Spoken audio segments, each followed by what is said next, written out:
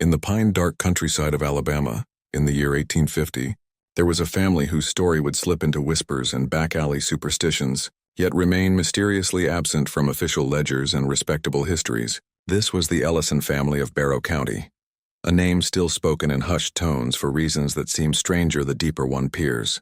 Their mystery was simple in its statement, but terrible in its implication. Every daughter born into the Ellison bloodline vanished on her 16th birthday, not before, not after, but precisely on the night she crossed that agonizing threshold between child and adult. The black soil and humid air of Alabama yielded crops generously in those years, but it also birthed insular communities where rumors carried more weight than law and family secrets were buried as carefully as coffins. The Ellisons were not poor farmers scratching at the earth, nor isolated hermits haunting the backwoods. They were, by all appearances, a strong, respectable family. Their patriarch, Jeremiah Ellison, arrived from South Carolina with his wife Margaret in the late 1830s. He bought up parcels of fertile land, built one of the sturdier houses of the county, a tall, narrow structure of timber and whitewash, and grew his estate through a mixture of cotton and cattle. In public, they were respectable landowners, churchgoers, and hosts to occasional gatherings. But in private, there was an unease difficult to explain. Neighbors remarked upon how quiet Margaret Ellison was. She rarely spoke in company, opting instead for a ghostly silence even when women gathered for sewing circles or Sunday socials. Those who had better opportunities to glance into the Ellison home reported peculiar habits. The curtains remained drawn even on sunny days. At night, a faint light glowed in the attic windows long after all other houses were dark. And though the Ellisons attended church, sitting stiffly on the second pew to the left, they never lingered to talk afterward, but were always the first to leave, children in tow, as though hurrying home to guard some secret waiting within. It was not until 1840, when the Ellisons' first daughter turned 16, that whispers began in earnest. Her name was Eleanor, and those who remembered her spoke of a quiet, dreamy girl with hair that tumbled like wet ink, and eyes that sparkled even in shadows. She was polite but rarely laughed, and though she seemed melancholy, people trusted it was simply the temperament of a serious child raised in a deep household. But as her 16th birthday neared, neighbors noticed increasing strangeness. Visitors to the Ellison home said Eleanor seemed always tired, her skin pale and circles darkening beneath her eyes. The girl admitted to several playmates that she could not sleep at night. She heard scratching noises in the attic, though her parents told her it was rats, and once, in front of a neighbor's boy, she reportedly said something chilling for a girl so young. "I know how I'm going to die."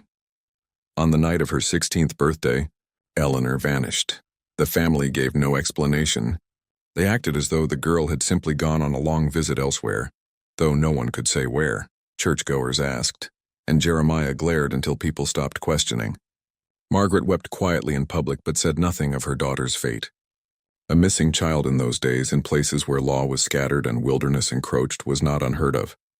But it was the silence that struck people as peculiar. There were no frantic searches, no calls for help, no rewards posted. The Ellisons closed the curtains tighter and life went on. Neighbors whispered that Eleanor had simply run away. But those who lived nearby claimed that on that particular night, they had seen every candle in the Ellison house blazing at once, shadows moving across windows, and heard some noise, not screams exactly, but something, a low, drawn-out chanting that carried on until dawn. Years passed and the Ellisons had more children. By 1846, they had 2 daughters, Abigail and Ruth, as well as several sons. Abigail, like Eleanor before her, was a child described as thoughtful and unusually withdrawn. Ruth was a more boisterous spirit in her younger years, often sneaking out at night to play with neighbor children. Still, as each girl approached 16, the air around the Ellison house grew heavier, like storm clouds gathering invisibly over the gables. Abigail was the second to vanish. This was in 1846. On her 16th birthday, she had been seen earlier in the day, walking in her church dress down the front path, stiff but polite, waving silently at a friend's wagon passing by. That evening, her disappearance followed the same pattern as Eleanor's. No body was found, no possessions missing, no tracks in the dirt. The Ellisons again offered no explanation and showed no inclination to search. The family line, it seemed, was marked by either an unspeakable curse or unspeakable intentions. By now, gossip was unavoidable.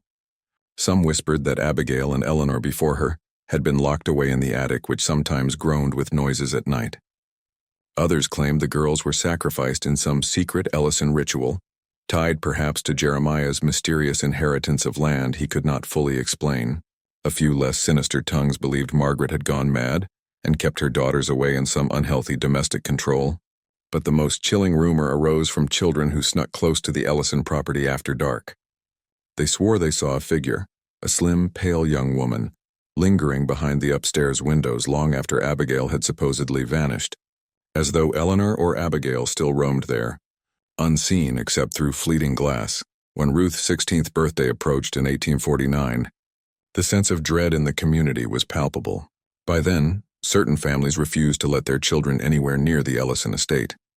People described that house as cursed, a place where no laughter emerged from within, no music floated on summer nights, only the faint clatter of unseen feet and the shifting glow from those attic rooms. Ruth herself gave fuel to fears. In the weeks before her birthday, she told a visiting girl from down the road that she had seen her elder sisters, both gone for years, standing whispering together at the edge of the woods line, beckoning her to come join them. Ruth said they told her everything would be fine so long as she didn't resist. The girl who heard this ran home crying and told her parents, who forbade her from returning to the Ellison farm ever again. And then, one night in February of 1849, Ruth Ellison vanished the same way as her sisters before her.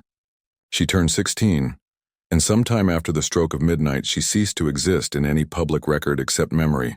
When neighbors asked, Jeremiah gave them nothing but a slow, thin smile. Margaret became more withdrawn than ever, rarely leaving the house. 3 daughters, each vanished into nothing upon the night of their 16th birthday, and still, no explanation, neither from the family nor from any sheriff who might have been expected to intervene. Something old and unsettling seemed to nest within that household, something tied to blood, time, and ritual. The town could only speculate, but those who lived long enough to remember knew one thing certain. Another daughter, Elizabeth, the youngest, was approaching her 16th birthday. The year was now 1850, and whispers turned into dread. Whatever curse, pact, or madness governed the Ellison daughters, it was not done yet. The air itself seemed to darken in anticipation. By 1850, the Ellison story had grown into something larger than quiet gossip.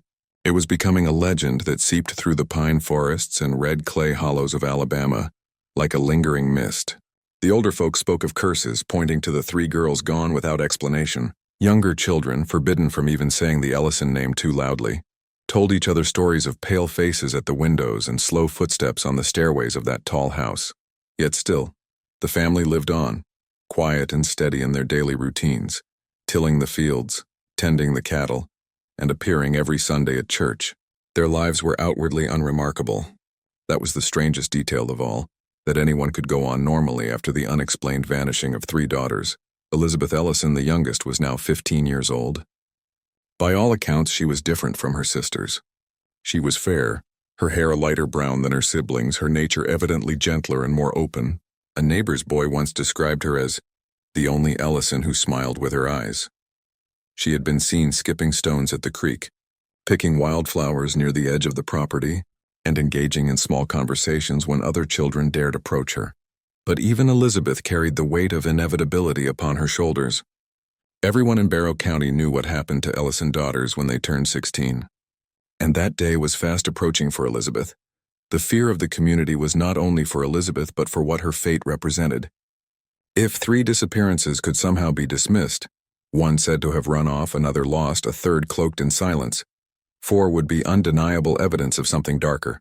The preacher at the county's only church avoided the matter in his sermons, but it pressed upon every conversation in the pews. Some insisted the family was cursed for sins unknown, while others muttered that Jeremiah Ellison had dealings in things no Christian man ought to. A handful demanded intervention. "We cannot let another girl vanish," one farmer argued at the general store.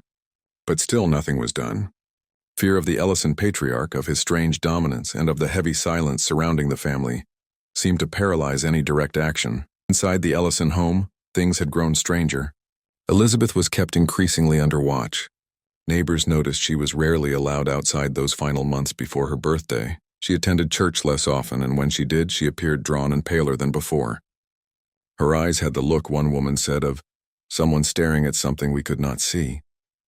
There were reports that at dusk, when the lamps were being lit across the property, Elizabeth would stand at the upstairs window, staring into the grove of trees where the shadows gathered. It was as if she were waiting for something or someone. The more suspicious locals swore they had seen faint, pale figures lingering among the trees during those twilights, figures that never moved naturally, but rather hung in the edge of vision, dissolving when looked at directly. To compound unease, the Ellison sons seemed to avoid her. In gatherings, they sat on the opposite side of pews, not near their sister. Rumors whispered that even they had grown afraid of Elizabeth and of what was coming. The family house itself seemed to protest in those last weeks. Visitors to the property spoke of low rattling sounds heard upstairs, doors opening on their own, and muffled cries which Jeremiah dismissed as wind in the walls. The attic light, which burned through each night, glowed brighter than before, giving the gabled windows the eerie look of eyes watching outward. Few dared approach the house when dark fell, yet even from a distance, travelers could see that strange vigil carried on through the hours of midnight. By the beginning of summer, with Elizabeth's 16th birthday only weeks away, the community was thick with dread. Stories spread like wildfire. Some whispered that the girls had been sold, perhaps to distant kin or trafficked away, though such tales did not fit with the spiritual dread that seemed to cling to each disappearance. Others said the girls were not gone at all but kept hidden in the house, confined to the attic where the strange glows and shifting shadows played. A few voices, bolder than the rest, began to whisper that the Ellisons had struck some bargain, that Jeremiah's surprising prosperity after his arrival in Alabama was not earned through soil alone. In an age and a land rich with superstition, the notion of a pact seemed easy to believe. Elizabeth herself played a role in feeding the unease. One evening she confided to the neighbor woman who sometimes came by with bread that she had been seeing her sisters. Not in dreams but out the window at night. She said they called to her, beckoning her forward, telling her that she must join them. They look the same as they always did, she whispered, only softer. Their mouths don't move, but I still hear them. The neighbor woman trembled at these words and hurried home, sick with the knowledge that yet another Ellison girl was poised to vanish. When Elizabeth's birthday dawned, the county was eerily expectant. Some families locked their doors early, whispering prayers by candlelight before midnight arrived. A few brave men intended to gather and watch the Ellison property from the edge of the woods, as though witnessing would mean understanding, or preventing. But even those preparations collapsed under the deep silence that fell when evening light drained into blackness. Dogs refused to approach the Ellison road. Horses grew agitated near the farmhouse fence. Lamps went dark early across the county as though neighbors hoped blindness might bring safety. Inside the Ellison house, faint music was heard by those passing at a distance, a solemn tune, rising and falling, both beautiful and mournful as though sung by voices not entirely human. At precisely midnight, a sound split the silence, a scream high and drawn out but muffled at its end as though dragged back into some place where noise itself struggled to exist. The onlookers at the edge of the woods swore the attic windows flared with a strange pale brightness that shimmered across the treetops like ghost light. And then it was gone. The house went dark. The music ended. The scream dissolved into nothing. Elizabeth Ellison, like her sisters, was never seen again. When morning came, Jeremiah and Margaret went about their business as though nothing had occurred. They appeared grim but calm. When asked where their daughter had gone, Jeremiah only responded with the same flat phrase, "The Lord provides." That was all. The fourth daughter gone. At exactly 16. What remained now was not only the silence of the Ellison household, but the heavy suspicion of an entire community. Something old, something that licked its lips at 16th birthdays was embedded in that family, and the weight of its presence was too strong to ignore. People began to avoid the Ellisons entirely. Markets and gatherings turned colder. Visitors to their land stopped altogether. The farm seemed to grow increasingly isolated, a lonely white house surrounded by acres of pine and whispers that deepened into dread. Yet even then, no law official came knocking. No sheriff pried open the attic door. The Ellisons, in their grim and silent manner, were left alone. It was as if the community accepted that the family belonged not to themselves but to some greater, darker claim. And in years to come, when stories were told beside firelight, people said that at night, if you dared to linger near the Ellison land, you could sometimes see 4 pale faces at the attic window, all the daughters together staring outward, staring and waiting, After Elizabeth's disappearance in 1850, the Ellison household shifted from unsettling curiosity to something nearer to isolation. The people of Barrow County stopped asking questions. It was not that they had grown careless about the daughters, nor that they had found answers that satisfied them, but rather that no one wished to draw the attention of whatever force seemed tied to that family.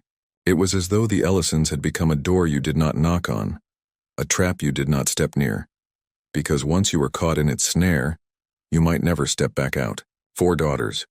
Each vanished at exactly 16, and still no confession, no funeral, no sign of grief that fit the scale of loss. The family kept their heads down, went about their work, while everyone else around them made their circles wider and wider to avoid the Ellison property at all costs. The house itself became its own warning. The green paint on its shutters, once bright, peeled into strips. Weeds and tangled vines began to crawl up its siding, and no one tending to chores ever seemed to touch them. Margaret Ellison was rarely seen outside at all. She shrank into the deeper rooms of that house, the kitchen with its constantly drawn shades, the parlor rarely dusted, and above all, the attic, which no one but the Ellison family seemed allowed to enter. Occasionally, faint strings of sound drifted through its slatted windows.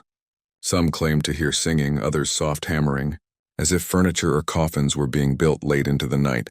Jeremiah, meanwhile, looked 10 years older than his age, but never once spoke of losing his daughters. If pressed, he only replied with curt, maddening answers.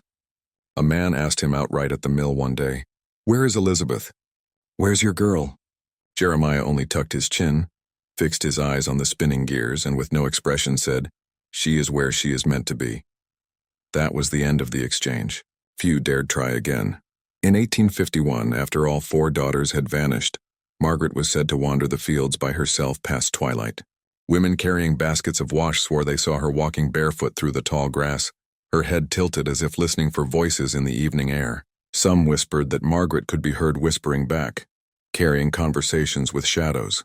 On more than one occasion, it was claimed she spoke the names of her daughters aloud, as if they were beside her, answering her in tones no living neighbor could hear. One neighbor boy, braver than wise, crept near the Ellison home late one summer night. Determined to discover what happened there, he told later, trembling of what he had seen. 4 pale shapes pressed against the attic window, unmoving, almost like figures trapped behind glass. He swore he had heard them whispering his name, though he was 30 paces away in the dark. The experience left him so shaken that his parents packed the family and moved to another county within weeks. For those who remained in Barrow County, the Ellisons became not just a family but a shadow on the region itself. Children grew up warned not to stray near their farmland. Adults began quietly tracing the biblical plagues, searching for parallels, muttering that perhaps their land was cursed for something their ancestors had done. A group of 3 men, neighbors who had lost daughters of their own through illness and tragedy, once resolved to search the Ellison home. They reached the gates but stopped under the weight of their own dread. They returned to town without stepping foot across the threshold, and none dared attempt it again. Meanwhile, the Ellisons' surviving sons carried themselves with a strange air, silent and stern like their father. They too rarely spoke, though rumor held that they walked the fields at night with lanterns, circling the perimeter as though guarding it. It was said they muttered incantations or prayers and words that weren't quite scripture, but weren't altogether blasphemy either. Once, a farmhand riding back from work swore he saw the Ellison boys standing in a perfect circle around a tree stump, their heads all lowered, the lanterns shifting with each slow, deliberate movement.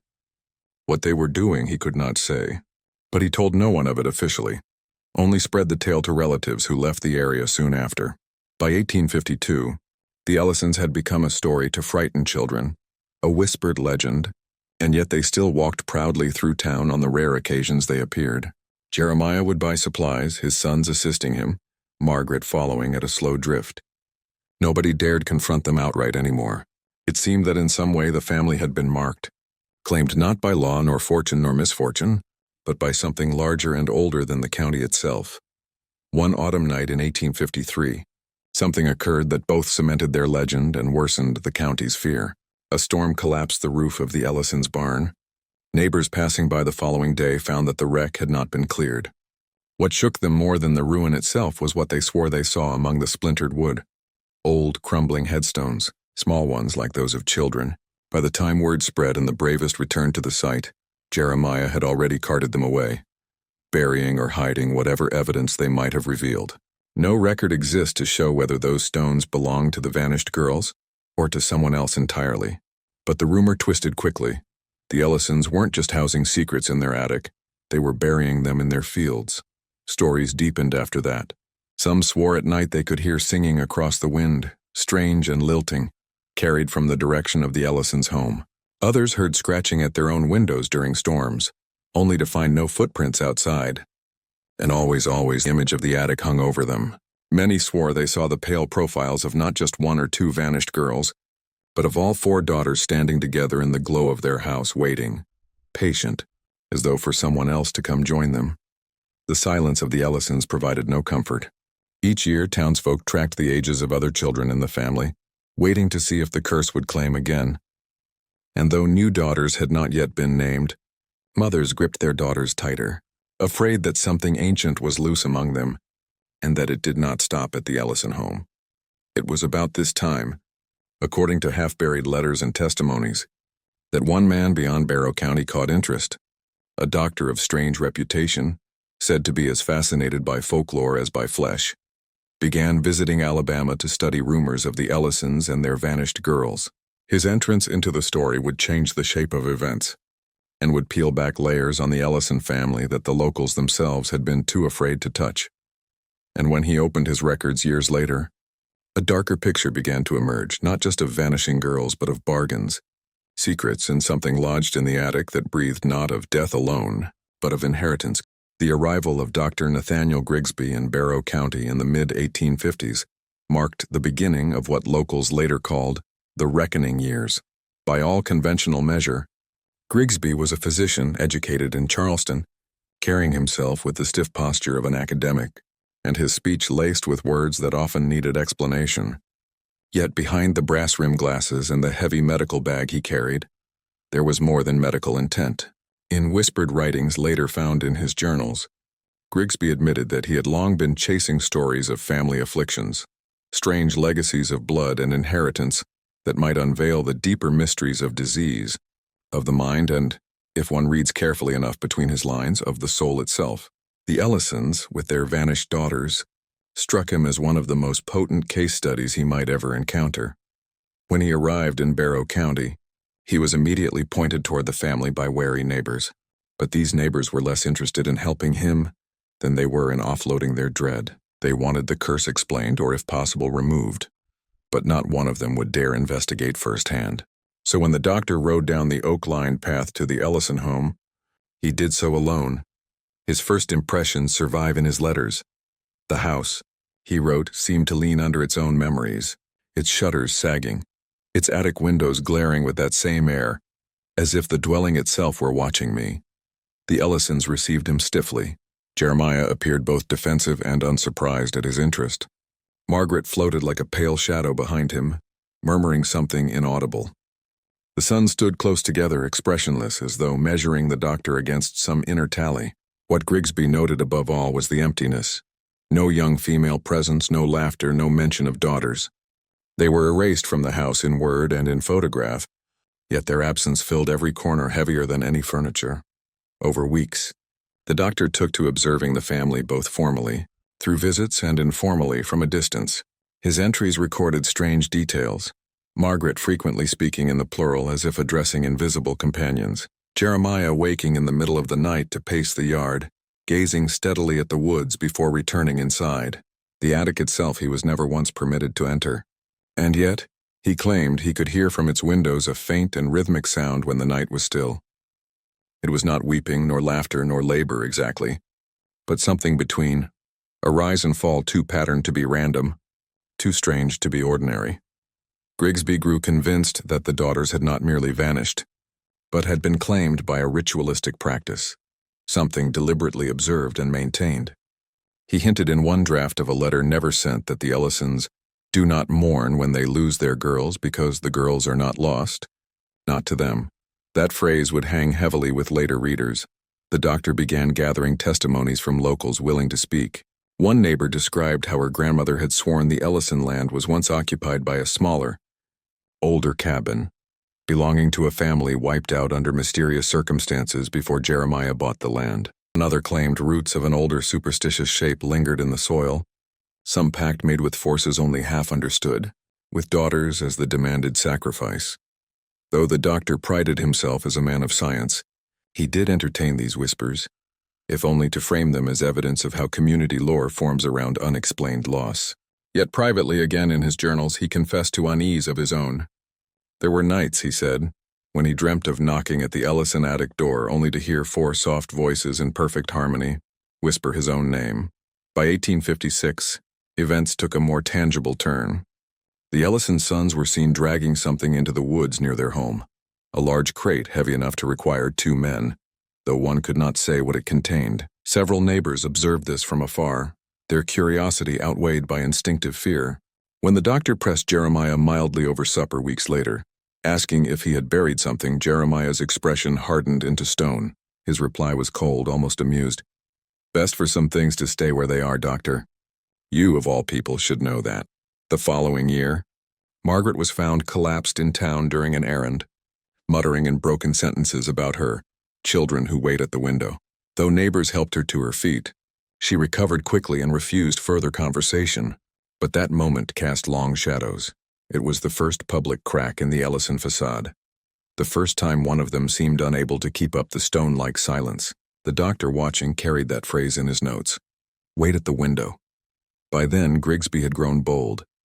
He wrote privately of his intent to enter the attic by any means necessary, should opportunity arise.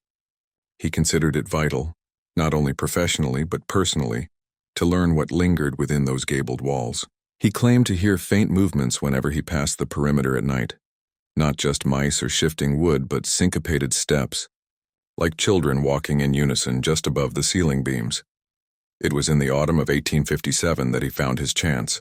A storm rolled across Barrow County, so fierce it cracked one of the Ellison chimneys and drove the family into confusion.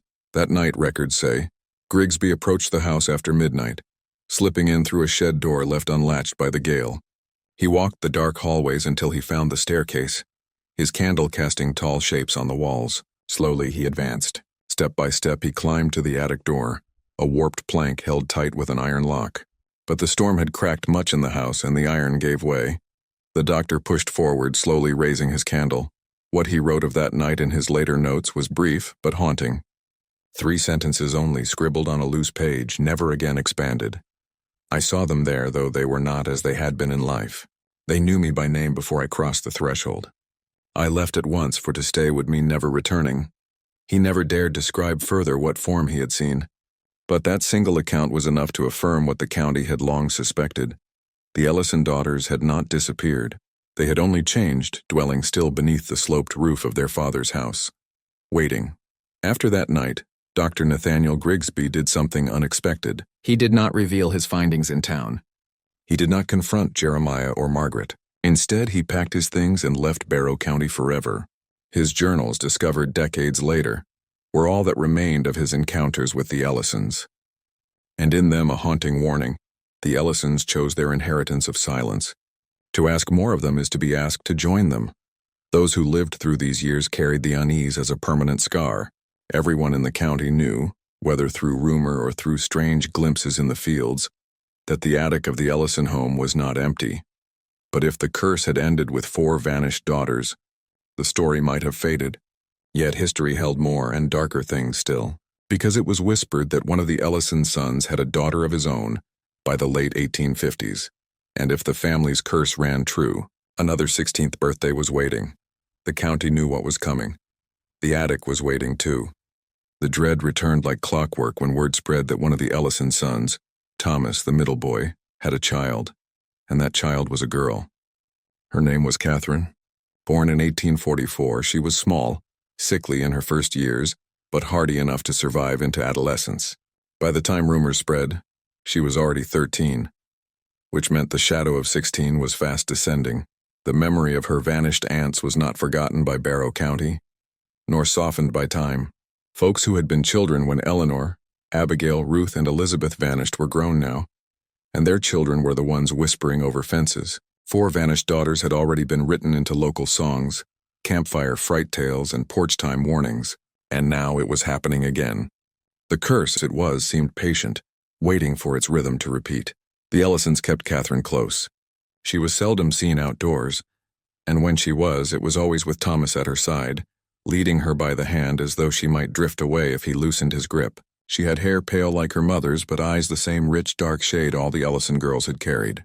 Those who glimpsed her said she looked both terrified and resigned, as if she already knew her fate. Around 1858, strange activity around the Ellison homestead increased noticeably. Neighbors claimed to hear louder sounds from the attic. Not the faint, muffled stirrings of before, but singing. Always at night, never by day. The words were unintelligible, but the voices were unmistakably female, rising together in a harmony that seemed almost too precise. One traveling preacher, having stopped for shelter near the property, swore he heard the voices at midnight and that they called the name Catherine again and again, coaxing, pleading. By her 14th year, Catherine began speaking oddly. At church, when she was allowed to attend, she rarely answered greetings. When she did speak, it was with startling pronouncements that made adults shiver. Once, when asked whether she was excited for her upcoming birthday, she said calmly, "My sisters are waiting for me, and I won't be alone." Another time, when shown a Bible passage about eternal life, she smiled faintly and whispered, "They already promised me that." Her 16th birthday drew near like an approaching storm. The townsfolk held their breath. A few attempted to organize intervention this time, perhaps emboldened by years of regret. But each attempt dwindled before it began. Who among them had the courage to march up that long path, to open that attic door? Already 4 vanished. Already a doctor driven off by terror. Already Margaret Ellison pale and watchful like a sentinel of her own cursed house. In the spring of 1860, Catherine turned 16. And what followed sealed the Ellison story forever into the soil of Alabama. On the day of her birthday, the Ellison home was shuttered as tightly as a tomb. Yet neighbors noticed an unusual gathering at dusk, several carriages arriving, men they did not recognize entering the house, staying past nightfall. Later generations would claim they were kin from afar perhaps, or associates of Jeremiah's bound to the family's secret. What they did there has never been fully known. But by night's center, the house came alive with a light unlike anything seen before. Witnesses living a mile away swore the attic burned with a soft, bluish glow, rolling like distant lightning. The sound of chanting rose, this time unmistakable, and it carried over the trees in waves. Some claimed it was the voices of many women at once, and that Catherine's name threaded through the hymn. Others swore they heard the cries of an infant, though no child of that age lived in the house then. For nearly an hour the glow and chanting continued, and then silence fell. At dawn the next morning, a farmer wandering near found Catherine's discarded shoes in the grass not 100 yards from the Ellison porch. They were neatly set side by side, as though she had stepped out of them herself. No footprints led away. The girl, like her 4 aunts before her, was never seen again. But Catherine's vanishing was different in one way. For the first time, the Ellison family marked the date publicly. Though no funeral was held, neighbors reported black crepe hung from the front door, an old custom of mourning. Church records noted the Ellisons attending that Sunday clad all in black, Jeremiah grim, Margaret veiled, Thomas hollow-eyed. Yet no words about Catherine were ever spoken aloud. Behind the black ribbons, silence reigned. What unnerved the county even more was that, for weeks after her disappearance, townsfolk swore they saw 5 faces at the attic window where once they had seen 4. 5 sisters now lined in pale vigil across the glass, their young eyes fixed outward. By the 1860s, the legend had grown beyond whispers. Other counties knew. Travelers avoided Barrow altogether. The war years brought new upheaval, but still the Ellison home sat like a sentinel, untouched, ageless. Neighbors claimed soldiers strayed too close once during the chaos of the Civil War and never returned. Some believed the army avoided the land altogether, leaving the Ellisons strangely untouched in an era when farms were pillaged freely. The Ellison story had become not just local, but something closer to myth. And still it deepened, because by the late 1860s a new generation was already rising within the house, and whether cursed by pact or bloodline, everyone feared the pattern would continue. 16th birthdays, vanished daughters, and the attic ever more crowded with faces pressed against the glass. The Ellison curse was no longer just a rumor. It had become time itself, slowed to a rhythm, waiting always for another year, another girl, another 16th night, and the county, powerless and watchful, could only wait with it. By the close of the 1860s, the Ellisons stood like a scar on the land. Neighbors no longer thought of them as a family in the ordinary sense, but as keepers of some inheritance too dreadful to speak of. For 3 decades the rhythm had held, each daughter carried to her 16th birthday as to a slaughter, each gone without trace, while the attic filled with faces that could not be accounted for. 5 were already spoken of in whispers. 5 daughters watching, waiting, pressed against invisible boundaries of glass and blood. Whenever one walked too near their property at dusk, even by accident, the eye seemed dragged upward toward those high gables, expecting to see them there. Some swore the girls had begun to motion, faint gestures through the panes, though no courage was sufficient to step closer and check. By now, Jeremiah Ellison was aged beyond his years, his beard stark white, his posture bent, though still unyielding when confronted. His wife Margaret had nearly dissolved into shadow, rarely seen outside the house, her body frail, her mind muttering names only she and her vanished daughters understood. The sons, middle-aged now, kept the farm alive but avoided every neighbor. Their land produced just enough to sustain them, but trade dwindled steadily. The Ellisons no longer purchased even simple goods in town more than once or twice a year. It was as if the household sought to fold inward, to seal itself, and county folk, for their part, preferred it that way. Yet just when some dared to believe that perhaps the line of vanished daughters might at last be broken, history circled again. Thomas Ellison's younger brother, Samuel, had a girl born in 1855, Mary Ann, whose 16th birthday crept close in 1871. The neighbors had counted the days since her birth with equal parts dread and inevitability. They knew the rhythm. They had already seen its toll across 5 vanishings, and so as Mary Ann's day approached, an unspoken hush settled over the region, as if everyone secretly braced for what they already knew could not be prevented. But this time unfolded differently. Just weeks before Mary Ann's 16th birthday, a fire swept across part of the Ellison property. Accounts differ in how it began. Some said lightning struck the barn. Others whispered of neighbors who could no longer stomach their fear and set torches themselves. Whatever the cause, the blaze ran wild, consuming the outbuildings and licking at the main house. And for the first time the Ellisons' fortress of secrecy faltered.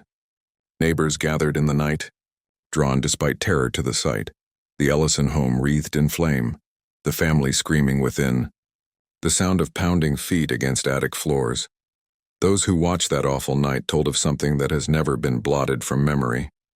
As the attic windows hissed and cracked with heat, 5 figures could be seen clearly, pale and pressed against the glass, not screaming, not writhing, but watching solemnly. And beside them in that blaze of rising fire stood a 6th, Mary Ann, though still alive, not yet vanished by the rhythm of her 16th birthday, already among them. Her face was calm, resigned, as if she had been waiting for this moment all along.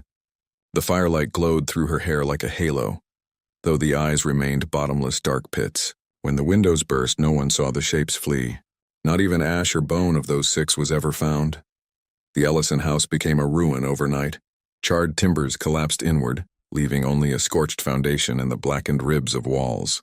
Jeremiah was pulled from the wreckage alive but broken, Margaret with him, both half-conscious, murmuring to shadows only they could see. They did not live much longer. The sons scattered after that, some to distant counties so they might never again be tied to their bloodline. By the late 1870s, the Ellison name itself dissolved from Barrow County lips as though spoken words might summon old faces back from the ruin. What was left behind was memory, and ruin to feed it.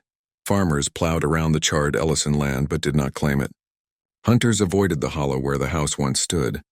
The trees grew thick over it but bore a strange twisting quality, their bark unusually pale, and always those who lingered swore the same thing.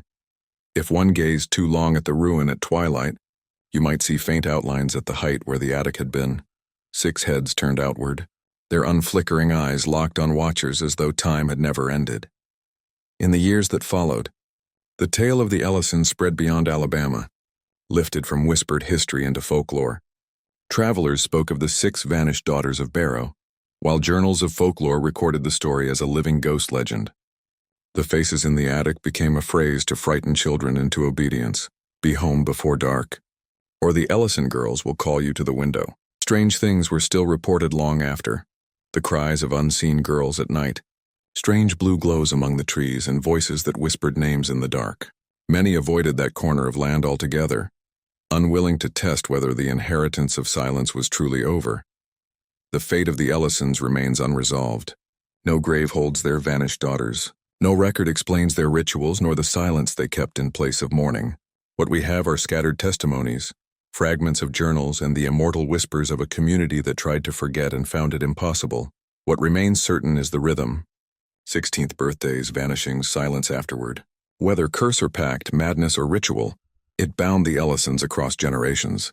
And the only thing more chilling than the 6 faces pressed at those attic panes is the possibility, never disproven, that the rhythm was not ended by fire, only paused. That another Ellison daughter, somewhere scattered in the branches of their bloodline, might yet carry the mark, stepping inevitably toward the attic of her own 16th night. Even now, when the Alabama pines shift in the midnight wind, those who pass the ruin swear they hear it, a harmony of women's voices, patient and low, waiting still. And if you stand too long where the attic once stood, if you let your eyes fix there in the gloom, you may count them for yourself. 6. Always. Watching. Waiting. And sometimes, if the air is very still, one of them may whisper your name.